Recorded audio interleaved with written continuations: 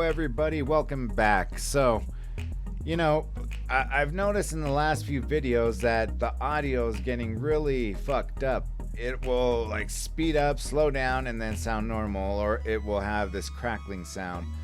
If anyone has any advice on OBS, the open source, recording platform, and some settings that I could change, because I have one of the top of the line mics in Shure, and even though the camera isn't this particular one, it's still it's like a step below the one that I had to return for a warranty, because that one is the 4K, UHD, freaking 160 frames per second camera, and I'm waiting for that to come back. But why it's messing with the audio, I have no clue.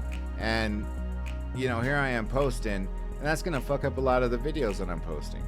So if you guys have any suggestions, please let me know what's up, because well, it's a part of making videos. You don't want to have these fuck ups. Excuse my language. I know I'm cussing a lot today, but yeah, I'm gonna open up today with kind of a funny yet bittersweet story again. And God, this song reminds me of it so goddamn bad. Oh my God, I remember the first time this song came out, everybody was like, it was number one for the longest time, and it really spoke to me because of all the shit that I went through. And just to kind of preface this before going in, one of the coolest dudes I have ever met inside the music industry, outside the music industry, in college or high school, was my high school friend named Tom. And I'm gonna have him as a guest here in when we could get our our shit organized, because he is one of the most free-spirited, kind-hearted, funny-ass dude who lived and got to be by my side for the record label days when I was fucking there at, in music, when I took the job after music, when I was in the magazine, and I just told him, hey, check this out, I can't disclose it to him, but I'm like, check this out, dude, I'm gonna be in this movie. And my character kind of like really sets up the whole movie, because it's the opening scene, and the words that I speak are what kind of throws everything awry in a way. And that's all I'm gonna say about that. But him and I, when we were younger, we used to talk about making movies together. And I told him, if this gives me an outlet to where, some people are looking for, I'm not for that diversity bullshit. And I'm sorry if I'm offending anybody, but I honestly feel like the best man, the best person should get the job. I don't believe you should have, a Hispanic, running this, or a Mexican running that, or Hispanic and Mexican. A Mexican, in this position, because you need more diversity, or a black guy, or an Asian guy, or this or that. Like, pick the best man.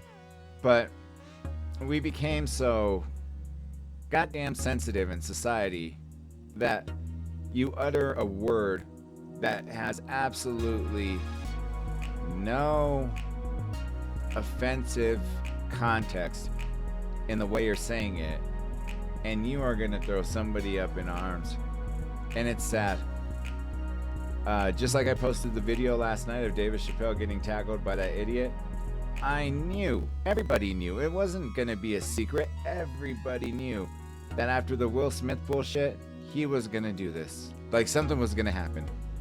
And now what? Does this give comedians, this feeling of dread, like, some fucker's gonna come up on stage, bum rush me and slap me, or fucking punch me, or stab me, or something? Like, it's just, I don't get the times that we're in. And I tell people this all the time. I say, ever since COVID started, it seems like everything is so different. Like if I did slip into, a fucking, a different, what do they call it? The multiverse. Like if I did slip into a different, point in myself, because it just doesn't seem right the way things are, and I don't get it. Maybe you guys, like, I don't know how you guys think, obviously. I don't know if you guys feel the same way. Obviously, we see the inflation in prices on everything. And how many of us, like, I just happen to get blessed. The fact that, I have one of the coolest mothers that graciously left me one of my stepfather's homes. And so, I'm a homeowner. And not by, my own devices, but by the simple fact that she's not a greedy person. I think I showed it before. Just in case I haven't, I have it pretty close and saved up on my phone. But while I'm looking for it, let me just say this, is that my stepfather was the type of man that didn't look like he had two quarters to rub together. But here, the dude lost $200,000 to $300,000 in the stock market in one day and was just kind of like, it kind of happens. And I'm like, damn, you're that nonchalant about that? Like, that is crazy. And so, he wasn't. I think he thought he was invincible, like he was never gonna die. And of course, that proves out to be just awful, because I know he didn't suffer. From what the coroner said, is that he just sat down, took a nap, and died peacefully in his sleep. There was no signs of a heart attack. Of course, my mom wasn't here. My mom actually brought him dinner and thought he might have just been passed out because he drank, a little too much. Because he loved his beer. No matter what, he had to have his beer. And, it wasn't like he was a belligerent drunk. He loved to drink. And so when he drank, he would start on one project and then, jump on to the next after that, and wouldn't get shit done. And that was him for you. And so with this house, it needs so much work. And I'm not, a handyman. I'm the type of person that will pay somebody just for the convenience. And I know that sounds, like lazy, or I hope it doesn't sound arrogant. Like, I'm not trying to say like, oh yeah, I have all this money, blah, blah, blah. No, I'm just saying, I'd rather have somebody, make sure it's done right. But I'll show you, the pictures I'm going to show you is the pictures of the land and of the house. So this was the cabin that he left behind, and this isn't completely owned by me. My mom separated it for my brother and I. We have both 50-50 saying in it. We also have our own business because he left behind a few, what you would call skidsters. When COVID hit, of course, we couldn't get them registered. We couldn't get permits to rent them out. So that kind of threw a wrench in our plans. And then the shit that happened really sucks. But this is the first one. This is a picture that was taken from a different angle from my niece. And you really can't tell, but the bottom portion of this cabin has a 10-car garage. He had 5 cars in the garage that I have here at my house. That's how big the garage is. The garage is about the size of a house. And then he built a side shed for God only knows what. I don't know what he needed in there, but the land that you see and the home is owned by us. So as you can see, it's a beautiful, beautiful home. And then what happened was, and let me show you some other angles. This picture is a little blurry, but there's the other side of the home with the 10-car garage opening. Like, you don't really see the 10 cars or anything, but. And then one more picture, that was the front, and that's before we started. Like, that's when we were barely finishing up. But that's how big that this place was. Like, it was gonna be like, we had planned to make it like a summer rental to people who wanted to experience the outdoors, this and that. And what had happened was, what my niece and her friends went up there to, spend the weekend, and she calls her dad, which is my brother, and says, hey, the footsteps are about a foot to 2 feet away from the house. And so automatically, my brother, knowing, what he does, he's a tradesman, said, don't go in. The foundation shifted, and sure as shit, it shifted. So I wish this never happened. We called the insurance company. They came to brace the foundation, and they dropped the insurance on us. 4 months later, a fire occurs, and we're not covered. I mean, talk about bad luck. Like, I'm a person who believes in karma, who believes in luck and bad luck. And I know I'm not a shitty person. I know I'm a nice, giving, kind-hearted person.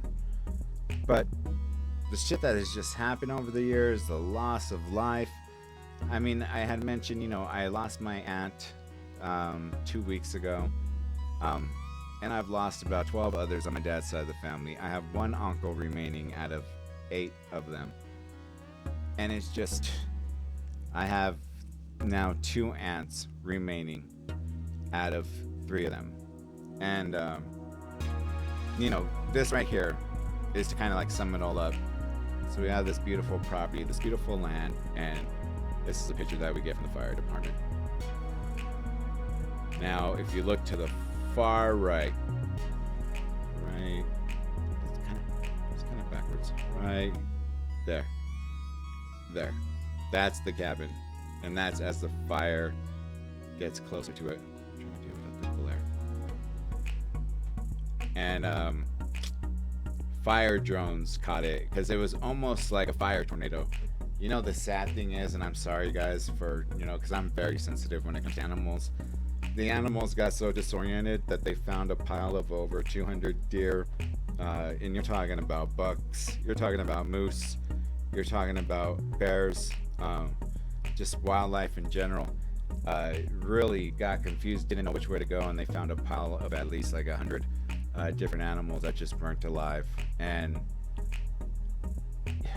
the destruction it already caused, it also costed 2 human lives from 2 elderly individuals who thought that they were going to be safe because there had never really been a fire in Grand Lake before. And Grand Lake is quite possibly kind of a one-way in, one-way out. Now, you could kind of cross, through Rocky Mountain National Park, but the fire was coming from that direction. So the one-way in, one-way out thing absolutely sucked. It was jam-packed, and I wasn't there, but I just know. And the fact that insurance dropped meant no coverage. And we lost 2 skidsters. We lost,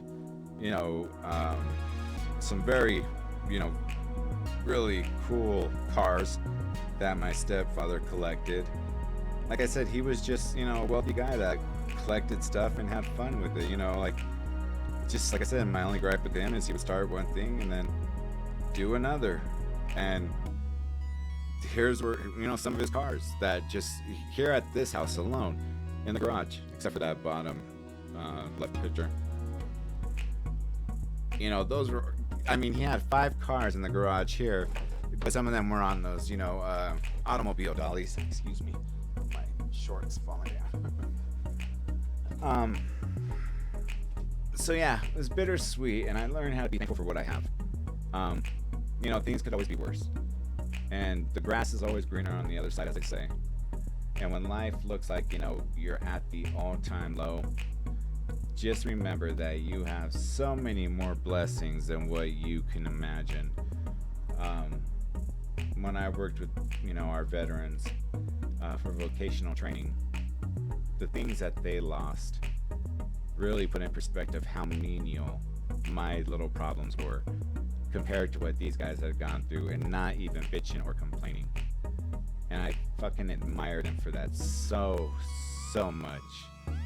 And one song I remember very specifically that they loved to play, and this wasn't me, but they did it as their little joke, because through each war you kind of seen exactly what they were facing as far as the wounds that they would be coming in with. A lot of guys are not going to admit to PTSD, and it's sad because a lot of them are going to kill themselves first. I was happy for the program that we helped started, which worked with people with documented disabilities for vocational training. That was awesome to see, someone cry because we get to offer them a full-time job. It was heartwarming. And again, I'm not being hyperbole. For those of you who don't know what that means like over-exaggerating.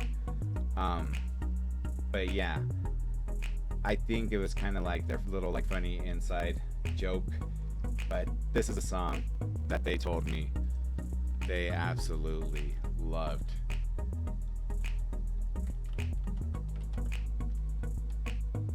Because they would be missing legs, they would be missing, limbs, and this was the song they loved.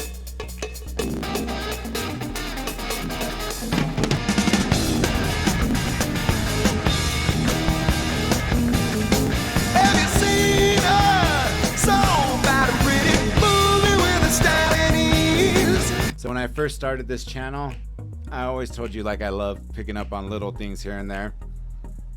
I haven't heard a lot of people really notice it, but when he does his first high pitch, it's so funny because even the editor didn't quite catch it, but David Lee Roth actually laughs after he hits that high note, and it's very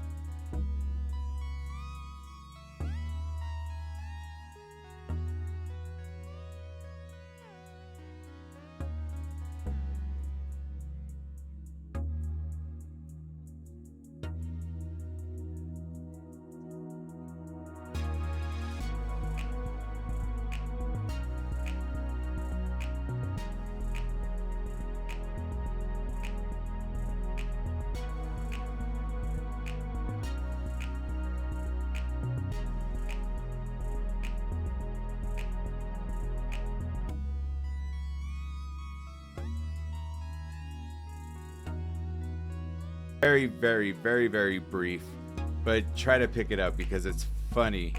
Because I think, Van Halen with David Lee Roth, the best Van Halen ever. Richardson, Bora, and all the other ones, yeah, they sucked. But David Lee Roth, even though he's fucking out there, like, you just gotta listen to the part where he goes, really high. He like giggles, and they had to, edit parts after that, so you gotta check this out. And I feel love from across the room. Yes, it's Right love. there, you could kind of hear it, like he's like, but just pay attention. And I feel from across the room. Yes, it's right there, love in man. the third degree. Ooh, baby, baby, won't you turn your head my way? Ooh, baby, baby, come on, take a dance. You're old enough to dance the night away. Oh, come on, baby, dance the night away. A light wire, barely a beginner, but just watch that lady go. She's on fire, 'cause dancing gets her higher than anything else she knows. Ooh, baby, baby, won't you turn your head my way? Ooh, baby, baby, well, don't skip romance, 'cause you're old enough to dance the night away. Oh, come on, baby, dance the night away.